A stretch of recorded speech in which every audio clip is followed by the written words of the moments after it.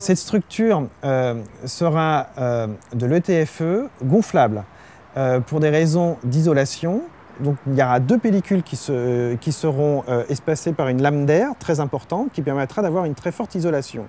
Néanmoins, ces deux pellicules d'ETFE, qui est 100% recyclable, pour nous c'était très important, eh bien, sont très solides puisqu'elles ne jaunissent pas, elles sont garanties plusieurs dizaines d'années et permettent d'avoir une très forte luminosité qui passe au travers. On a simplement 3% de perte avec ces membranes, alors que le verre, par exemple, est à un niveau de 10%.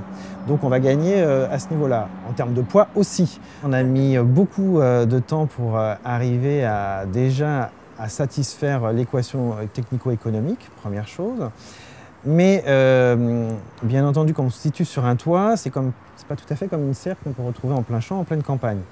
Néanmoins, on a quand même de la chance d'être en ville et donc de pouvoir utiliser différentes ressources qui soient à notre disposition. Enfin, notre disposition, il faut quand même aller chercher. Je pense à la chaleur, par exemple. On a aussi une volonté que le bilan énergétique de cette serre soit le meilleur possible. Donc c'est pour ça qu'on travaille aussi sur une serre qui est isolante, mais qui laisse passer le mieux possible la lumière. Ça, c'est un critère, on va dire agronomique, qui est important, qui permet aussi, du fait de sa légèreté, de se poser sur n'importe quel toit, mais permet aussi d'avoir des grands ouvrants.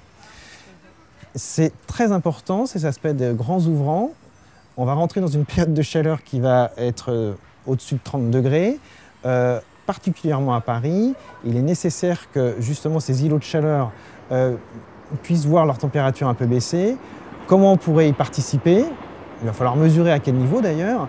Eh bien, avec justement un principe constructif qui va permettre des grands ouvrants pour évacuer cette chaleur qu'on a en fin de journée, que cette forte biomasse située sur un toit va pouvoir évacuer dans le quartier, qui est quand même, au niveau de Triangle, assez minéral.